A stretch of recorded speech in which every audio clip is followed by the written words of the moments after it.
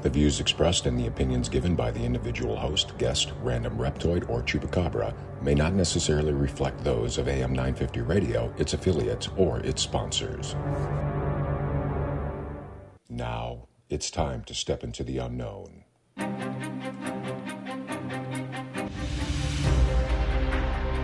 There are things people experience but never talk about. A shadow moving in the corner, flickering of the lights, a disembodied voice. We invite you to talk with us. Share your story, share your experience. Because this isn't just your story, this is our story.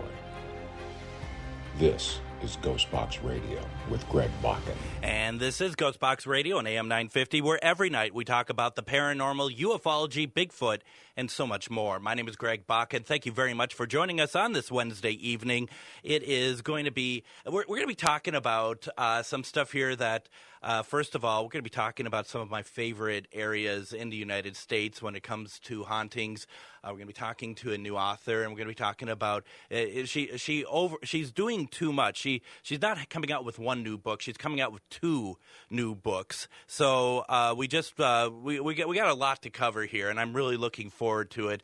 Tonight, our guest is Angela Artuso, and she is the director of Gotham Paranormal Research Society, investigating unexplainable occurrences throughout New York and the East Coast. She shares her experiences at various events, including universities and historical societies. She is an author who sheds new light on the paranormal enthusiasts of the strange and unusual. Her approach has always been to respect, educate, and support the field. Angela is a longstanding member of the Taps family, founded by Jason Haas of Ghost Hunters, and is currently co-manager of the Taps family.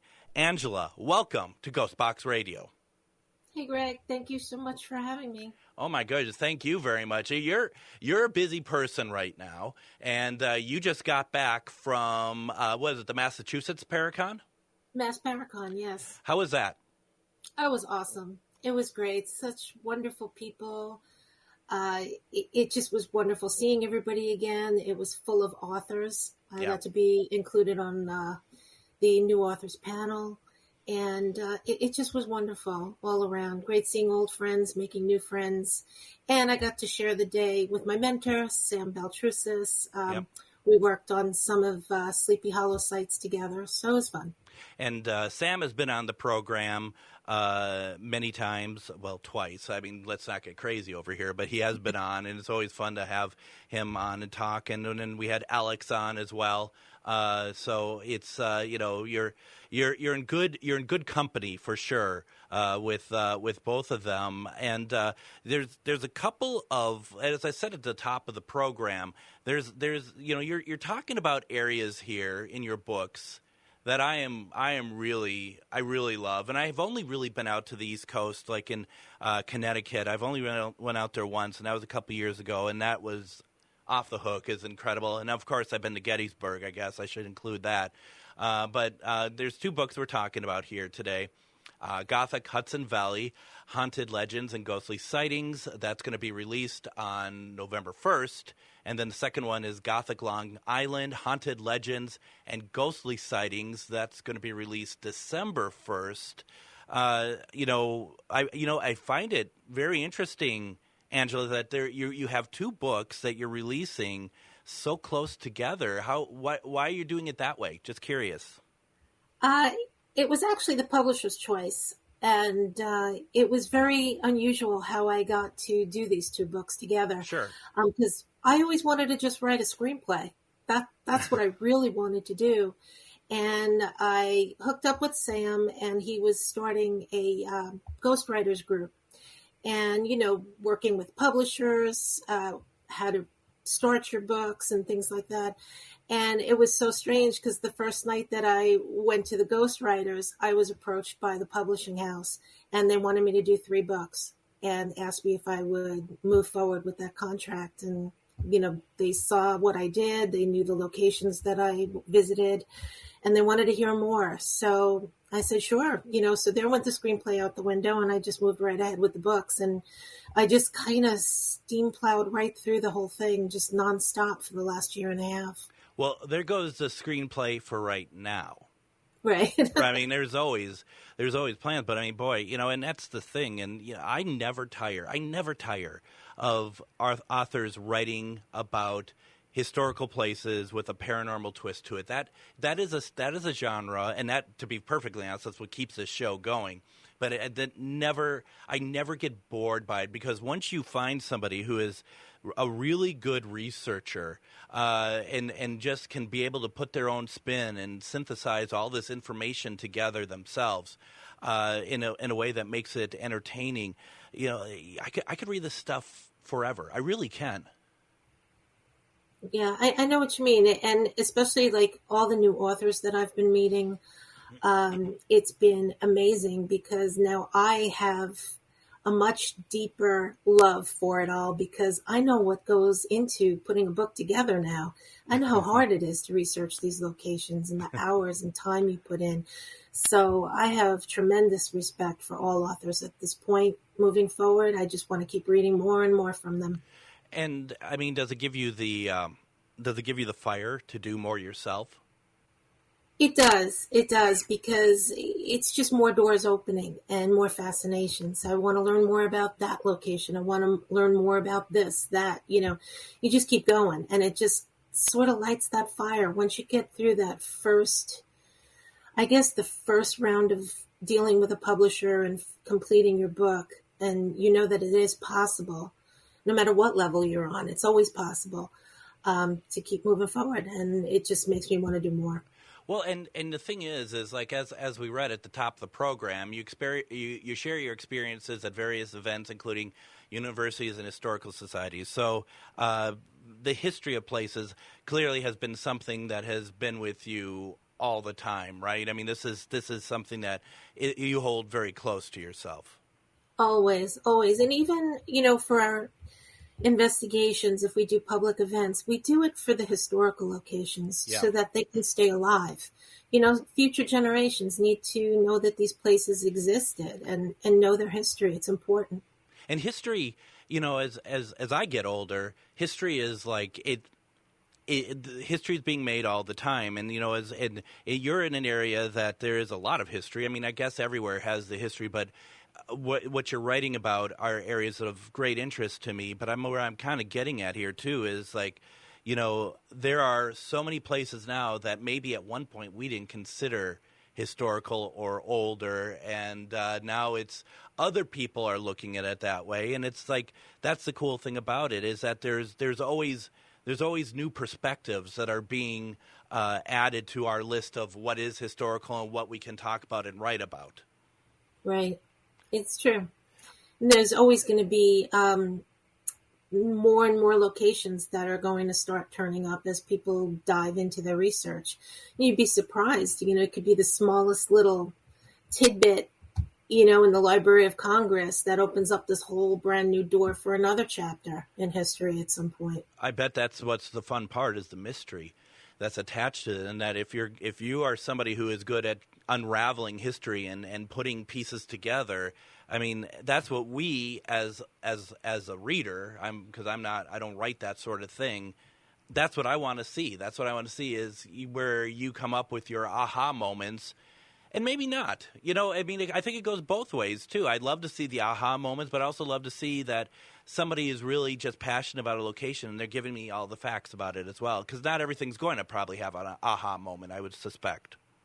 Yeah, not everything does. But some of the things, I try to make the locations listed in the books, interesting to visit, for everyone to visit. And not so much that, I have to do an investigation there tomorrow. I have to. Mm-hmm. But, the reader decides for themselves. Are these just mere legends?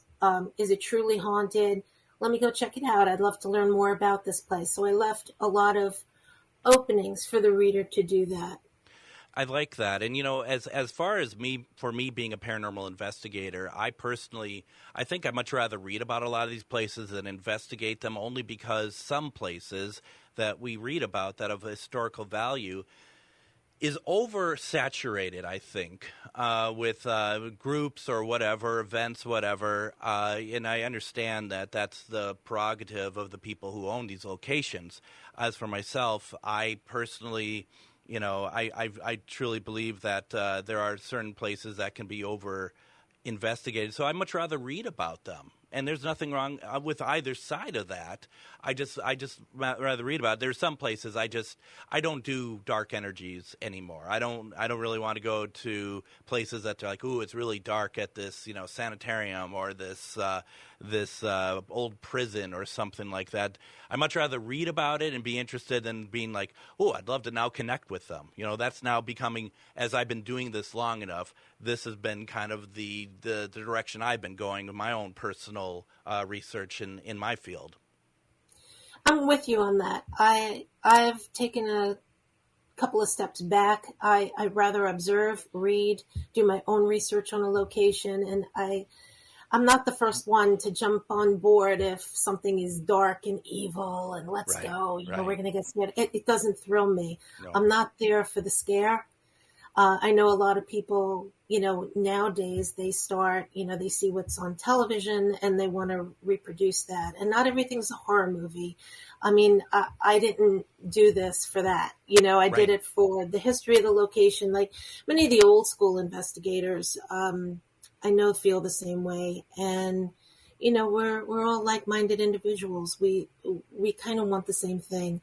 The newer TV shows and everything, they're just there for scare tactics, and it's good for ratings. And I'm so glad that a lot of the shows the networks did put a stop on a lot of the paranormal shows right now. And I think that was much needed at this time. It was getting way out of hand. I mean, even when we go to locations, we tell people what to expect from us when we're investigating. We're not going to go in there screaming. We're not going to run down a hallway, knock things over. That's not what we do. And, we invite whoever we're investigating with, the location, we invite the docents and them to investigate with us. Yeah.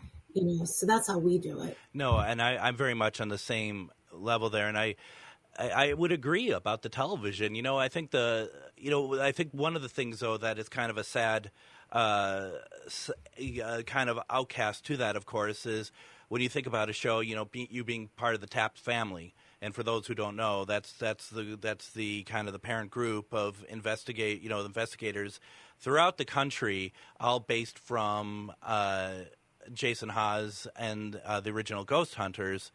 And Ghost Hunters, as folks, if you've watched the program, know that it's a different beast than the other shows out there. It's more about let's have a logical approach to it, unlike other shows that are going to be like let's just stir up whatever and see what happens.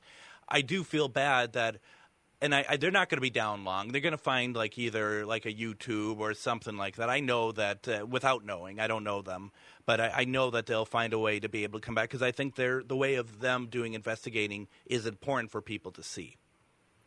It is, and they've been doing it for over 20 years. And they need a break. In this field, you need a break. Oh, God. And there's nothing wrong with that.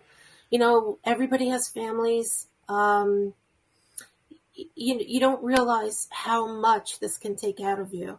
I mean, even your regular standard paranormal hangover, quote unquote, you go on an investigation, you're wiped out for a number of days after. I mean, we know how that feels. So you can only, imagine doing the math. You're on the road constantly. You're at locations for 2-3 weeks at a time, traveling back and forth across the states. Takes a lot out of you, and you reach a point, and you get aggravated too with some of the things that you see, and you get frustrated. And you know what? Sometimes a break is really what is needed. And I give them lots of credit, and I know they're not sitting home twiddling thumbs. They're busy. They're busy guys. Yeah. Wouldn't be surprised if they're on the road now. They're doing a couple of things on the side. Jason has his YouTube channel right now where he's just enjoying the locations without having to worry about this and that and production and all this other stuff. He's just going out and doing what he loves doing. Well, and then too, when they have a show, when they're off, they're doing the cons and stuff as well. So there really isn't a lot of breaks and stuff. And I have to say real fast before we head to our first break, that I was thinking about when we were talking about, that there's new paranormal historical or just historical places in general as we get older. I was just thinking to myself, I had just watched the new version of Salem's Lot this past weekend. And I'm a big Salem's Lot fan. I'm a big, Stephen King fan, but Salem's Lot's probably my all-time favorite, especially the miniseries, because the CBS 1979 miniseries I watched when I was like 4 years old, and it's been burned in my mind, all these things, and that was pretty contemporary when that came out. But the new Salem's Lot is set in 1975 when the book came out, and it's like now this is a period piece. This is no longer this is like something that this has happened in the past, but not only the past, my past. It's really interesting, and it's kind of like really showing how things do change and how new people are going to see things so much differently than how we saw them back in the day. It's true. I haven't seen the remake yet. I'm dying to see it. But even on like investigations, ghost walks, things that are advertised, especially around the Halloween season, some locations will really spike that up to pique interest. And in one of the things that I've found out in the course of these two books that I've done is that a lot of these locations that advertise their ghost walks don't want to have their locations associated with ghosts and hauntings. I was told not to write about some of them. And it was just, why are you advertising this then? Why are you advertising this whole area to be haunted? You're doing ghost walks, you're taking money from people, and your gift shops are full of ghost books. But we don't condone that sort of thing. So you can't write about us, and we don't like that stuff here. We don't go for that. I got that from quite a few places. So, it was an interesting ride, that's for sure. That's interesting. I've run into that too. Let's do this though first. Let's go ahead. Let's take our first break. When we come back, I want to take the next two breaks, break down the two books that are coming out. So when we come back, I want to talk about Gothic Hudson Valley, Haunted Legends and Ghostly Sightings. That's going to be released November 1st. We have Angela Artuso with us. You're listening to GhostBox Radio on AM 950.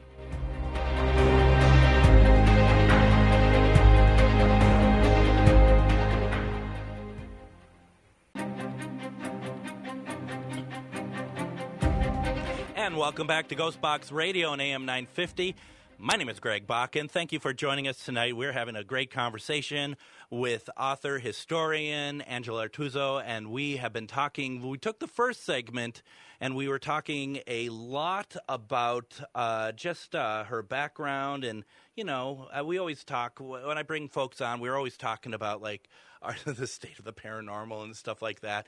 You just can't help it. But Angela, I wanted to get into some of the books here because, as I mentioned before, some of this stuff is stuff I really find very fascinating. The area I find very fascinating. So the first book that's being released on November 1st is called Gothic Hudson Valley, Haunted Legends and Ghostly Sightings. Now, this is going to be available on Amazon, right, and other places?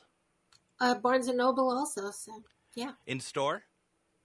Should be, yeah. Right now we're doing pre-orders, and then once it's available, you'll be able to get it in the stores. How exciting, to be able to go to the store and be like, here's my book.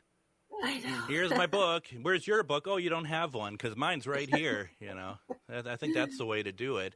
Quite frankly, that's why I don't write, because I'm already jumping to the end. I'm not even at the point of what does it take to write it and all the work you're doing. I'm like, here, how can I show this off to other people? So maybe I don't deserve to ever write a book. The book itself, though, can you give me a little bit of what it is? Because I could read about what the book is, but what is it? And just curious, what is it that made you choose writing this one? Well, for both books, the publisher approached me to write about these two locations. I got it. So I obliged. I said, we visited quite a few locations in both areas, and I do the best I can, in picking out some of the most common ones, well-known ones that people have visited and found interesting. I'm sure there would probably be a part 2 and a part 3 because there's just so many that we couldn't fit into the first book. That's great. One of my favorite places I've never been to, but has been something that has been very interesting to me since I was a kid. It goes back to Disney, and that would be Sleepy Hollow. And, I've always saw it as a place of like a folklore, like this is a story from there. Has there been sightings in Sleepy Hollow? Is it a paranormal active location? I have to tell you a funny story. When I went with Sam, we went and we were visiting different locations in the area, and I was taking photos for the book. When we were in the cemetery, we were trying to figure out, have people actually seen sightings here? And some people say, they've seen, everybody has their own story for Sleepy Hollow.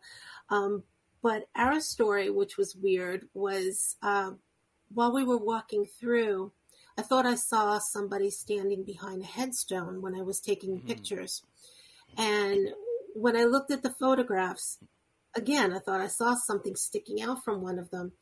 And when I enlarged the photograph, it's like a woman's head with raccoon eyes, and is the most bizarre photo. And I was like, okay, is that our experience for Sleepy Hollow Cemetery?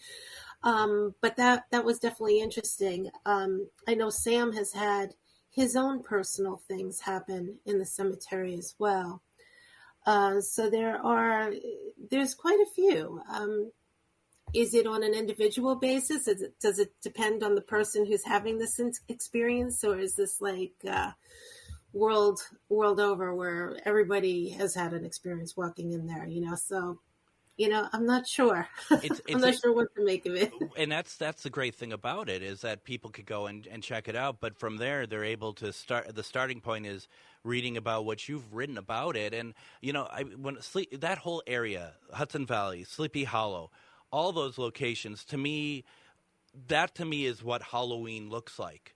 That's what fall looks like to me, and I think that is, and like I said earlier in the show, that I was out in Connecticut. It was around the end of around Halloween, actually, a couple years back, and I'm like, there's no other place I'd rather be, where we have these small little roads we're driving through, all this autumn foliage, these little churches that are all over the place. Tell me a better imagery for Halloween than that, in my opinion. Well, one of the legends of Sleepy Hollow Cemetery is the legend of Huldah the Witch, who was basically a medicine woman. But back then, in that time period, you were called a witch. If you collected herbs in a garden, you were called a witch. You tried to heal somebody, make them feel better by making them soup, you were a witch. So the legend has it that there's a memorial stone in the cemetery. People say that Huldah never existed, that it's just a memorial stone. And to the left is a clearing. There's no headstones. It's just an open clearing. And it is said that a Hessian soldier who was decapitated by a cannonball is buried in that clearing. Wow. Now, no one knows for sure, but people have claimed to have heard like galloping of horses through that cemetery at night. Again, we don't know, is that true, or is it just legend? But that is one of the legends that take place in the Sleepy Hollow Cemetery. And no one has ever found the bodies of the Hessian soldier, but that is possibly the background story for the legend of Sleepy Hollow and the Headless Horseman. I think, and legends, I mean, sometimes we want to get to the truth, right? I understand that, but sometimes those legends, I don't want to hear them be debunked. That's what makes it so fun, isn't it? But that's what brings the draw. So people, you want to hear those stories, and then as you're listening to those stories, you want to learn more, and then you find out truths, and it just keeps. You find out more about the history that you're trying to get at. One of the other locations in the area is the Tarrytown Music Hall. And we investigated there, and that place is off the charts. Oh, is it? I mean, way off the charts. We got called in because the staff at that time, we investigated before the pandemic, and people were hearing voices. They were seeing apparitions. They were seeing shadow figures in the photo booth, like when you're from the stage and you look up. And we went to investigate, and we actually, we got so much stuff. A lot of the audio that we captured a woman singing in one of the dressing rooms. We captured the sound of a xylophone playing underneath the stage, where someone was actually playing it, and there was no one else in the building except us. Another strange thing that happened was we were talking with the staff, and we were standing in front of the stage, and we all looked at this man that was walking towards us from the entranceway into the theater.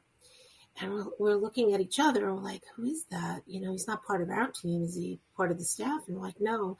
We all looked up again. He was gone.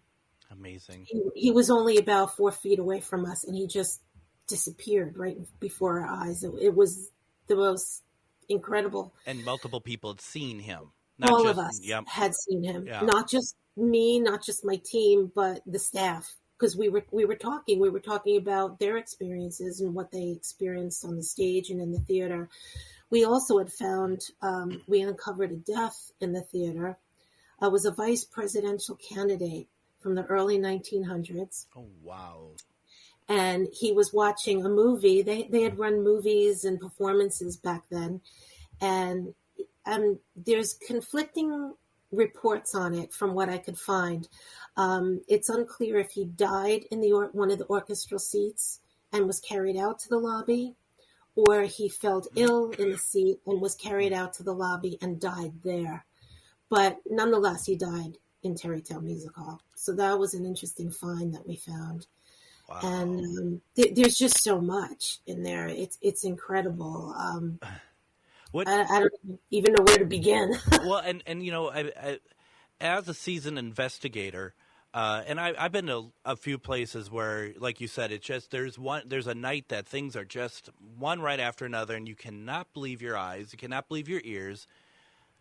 I'd love to hear one word from you, one word that describes a night like that for you. The first thing that comes to mind. Total awe. Jaw-dropping. Because like you said, there are so many times we go into these locations and absolutely nothing happens. Yep. And that has happened on a return visit to Tarrytown Music Hall. Mm-hmm. But on this one particular visit, everything hit the fan. It was crazy. It was just nonstop. It's a grateful feeling too, isn't it? Yeah. And that validation that you're not losing your mind. Absolutely. No, yeah. It is truly one of those great things, and I keep talking about it because I've been similar, not necessarily a full-bodied apparition, but it's just like it's like you're this wonderful moment of just being able to kind of get a glimpse into their lives and do you think that stuff was mainly residual, or was it also intelligent responses as well? I think a little bit of both. Sure. Because some of us were pushed. Okay. So a residual wouldn't do that. But we did get responses, direct responses, on a lot of the questionings that we did during our EVP sessions. A good portion of it is residual. They had close relationships with staff members that had passed away there. And there's also a backstory, too, for the stagehands. When they couldn't speak during a show, they would whistle if they needed something done. And for Tarrytown Music Hall, we kept hearing a lot of whistling, and that was one of the complaints of staff members. Now, there also was an old staff member that passed away that loved to whistle. So you have two ends of the coin there. I have an old staff member who loved to whistle, and then you had the stage hands that were so used to working on ships where they would whistle to communicate. So while the stage setup still has the old stand bags on each side of the stage to move the curtains, they're weighted bags. And, back then, if you worked on a ship and you worked in the theater for extra money, your cues to another person would be to whistle. Wow. I think, a lot of, we've talked about this. A lot of people like to go to the prisons and sanatoriums and do their investigations. Theaters, music halls, that's where it's at, 100%. And I'm not going to get into it because this is about you tonight. But 100%. I've had nothing but amazing experiences at theaters as well. That's fantastic. We're going to head to break here in a couple minutes.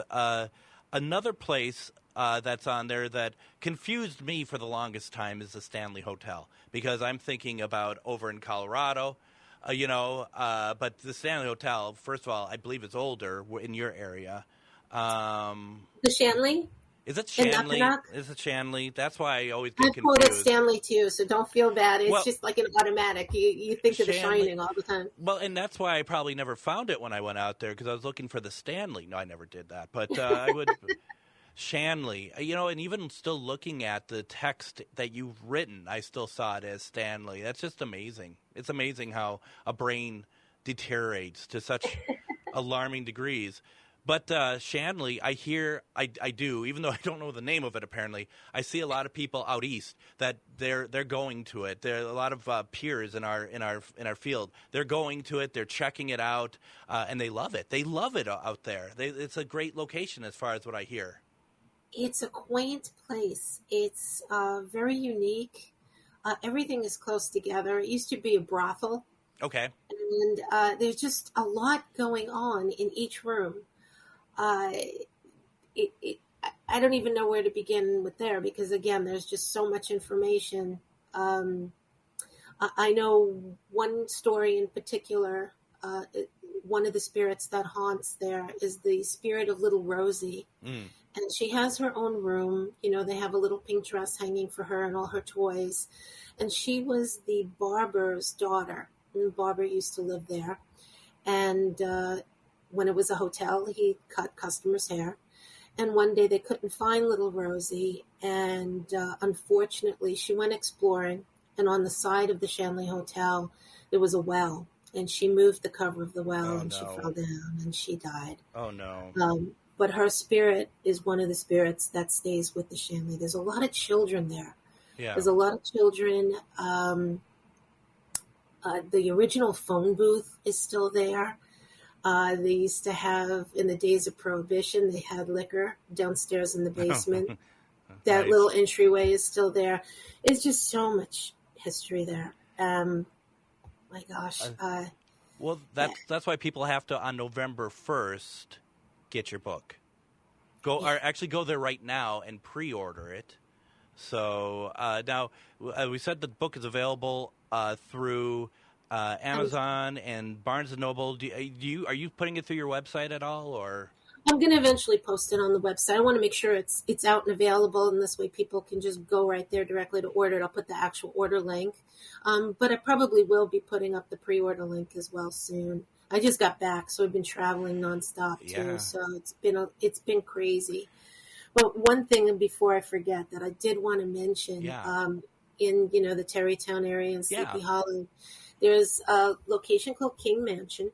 And that's also mentioned in the book, the history of that as well. Inside King Mansion is a restaurant called Goose Feather. And wonderful chef in there. Wonderful food.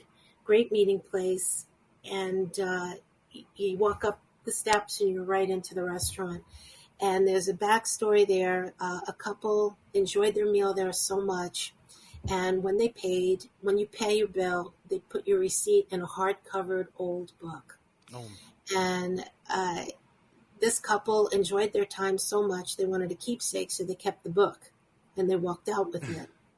So as they're trying to go home, and the GPS is redirecting them back to King Mansion, to Goose Feather again, they could not leave without the GPS rerouting them. No matter where they went, they were constantly being rerouted back to the restaurant. So they didn't know what was going on. They started to get the creeps, and they drove all the way back to Goose Feather, returned the book, said they were sorry, and the GPS never rerouted them back again. It allowed them to go home. It allowed them to go home. That's fantastic. That is fantastic. Once again, this book that we're talking about, Gothic Hudson Valley, Haunted Legends and Ghostly Sightings, go ahead, pre-order it over at Amazon, Barnes & Noble. You can be like me, just get it so you can learn the actual names of the locations, let alone the stories that are behind them. Let's go ahead and do this. I'd like to take another break right now. When we come back, I actually have a couple more questions about this book. I lied to Angela, but also we want to talk about Gothic Long Island, Haunted Legends, and Ghostly Sightings. We have a lot more to talk about in the final segment. You're listening to GhostBox Radio on AM 950.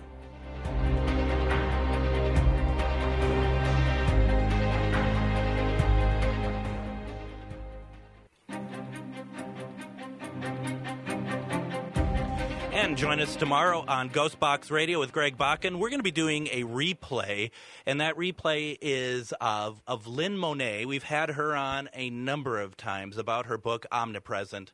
We're going to be talking about, we're going to be replaying an episode actually from February tomorrow that talks about the book in more detail. It is really quite something. It's quite the experience Lynn has, and we really love talking with Lynn about all of her books. She's done, I believe, 3 books. She did a trilogy, and we talk about the second one tomorrow, so please check that out. Also, on Thursday, we are doing Myth or Mystery. That's available to watch on GhostBox Radio with Greg Bakun Facebook page. It's our panel getting together, taking a look at clips, seeing if clips that we have found, if we believe as well, if the audience believes, if it's paranormal or not. We have a lot of fun, and that's available, once again, on the Facebook page of GhostBox Radio.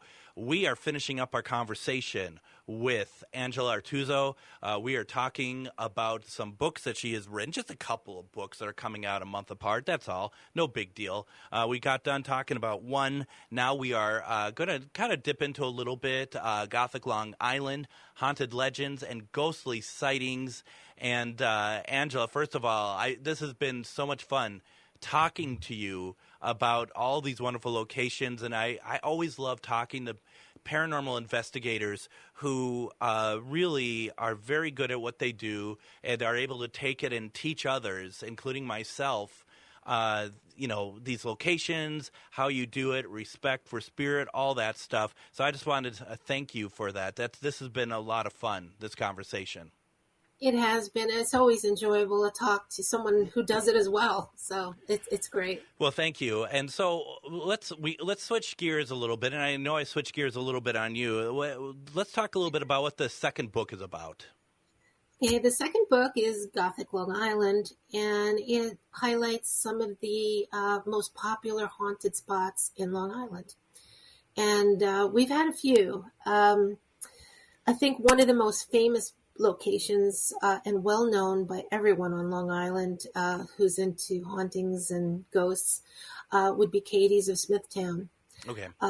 Katie's Bar used to be the site of the old Trainer Hotel, and in the early 1900s, the Trainer Hotel went on fire and burnt down. And due to lack of record keeping, there is nothing on file that notes if or how many people actually perished in that fire and how many bodies they may have recovered. We tried to find that out in numerous areas and documentation, but there's just nothing written about that. The location changed hands over the years, and Brian Carpenter now owns it. He's owned it for a good number of years, turned it into a bar. It's also for some well-known bands that play there. And he's had some crazy activity there. I mean, we've investigated there a number of times. He's also posted on YouTube some of his security camera findings. And on there you actually see, the soda jerks when you fill up a glass with soda. They actually lift up on their own, which is bizarre. Another thing that's a claim is that wine glasses just fall off the racks. we've witnessed that firsthand. We were there one evening, and right in front of us was the upper wine rack, which you have to lift the glass a little to slide the glass out. 2 glasses just shot right out and smashed on the floor. So there's always something going on at Katie's. It's a great place, great people. They're always good to us. They're good to everybody. So that's one location. If anyone wants to just go and have a drink, sit at a haunted bar, go to Katie's. Spirits with spirits. Spirits with spirits. Spirits with spirits. I've and when I said earlier that I've only been to the East Coast like once or twice, I've been there actually a lot more. I don't know where my memory is, because I investigated Morris Jamel, actually. Oh yeah, we've done Morris Jamel too, and we were doing events there as well. But then again, COVID hit, so everything changed after that. And we had Chris, the director there. I think he was the director. Or assistant director. Yep. He's been on our team. So okay. Yeah. Yeah, I think I've spoken with Chris before, and I mean, it's these places, and I bring up like Morris Jamel because I also see it about your book about just the Revolutionary War, which is truly one of my from a historical standpoint, one of my favorite eras to study. And I mean, you're right in the area. You're right where it all happened. You're right where all the wars in the U.S. have happened. And I mean, are you picking up a lot of stuff that's connected to that, or is it more? Do you think it's more recent, like 1800s or whatnot? I think it's a combination. Sure. It's a hotbed over here. Yeah. One of the main areas that's very hot with Revolutionary War history and locations would be Huntington. And one of the locations that we've investigated and we have a good relationship with is a bakery called Fiorello Dolce. And Gerard Fioravanti owns it. Mm-hmm. And he's invited us in to investigate. And he's had some crazy things happen in that bakery. It's a small bakery, fantastic pastries and baked goods. But I mean, the things that he's uncovered there, knives just coming off the wall by themselves, strange things appearing in his security camera at night, and, dogs barking in the bakery when there is no dog. Oh boy. And a lot of it, I believe, is spirits that surround him. But there was, are there murders and carryover from the Revolutionary War? Could be. I know we did uncover a clipping that there was a murder across the street, so who knows? Who knows what spirits how they wander through. But that's another location very heavy with Revolutionary War. And then go ahead. Yeah, I was just going to say, is it wrong that I want to base where I do my investigations based on how good the food is, or if they have donuts or pastries like that? There's nothing wrong with that. I can't tell you. We go to locations and they feed us. It's like we're going to be like a very overweight team because they just feed us. And, I mean, one place, another location, also Cold Spring Harbor Mist Restaurant. Mm-hmm. Truly another one of our favorite locations. They feed us, I mean, you got me right there, yeah. Great food, great company. We became good friends with Michelle and Sylvia there. Their stories there are amazing. Michelle works in the bar area, and she caught an image of a man in the window. And she showed me the photograph, and we tried to reproduce it. We could not reproduce it. Sylvia has her own stories. Every time she walks into the restaurant, she could even be parking her car. As she's on approach, the water turns on in the ladies' room. The faucets go on. Nobody there. She's arriving at work.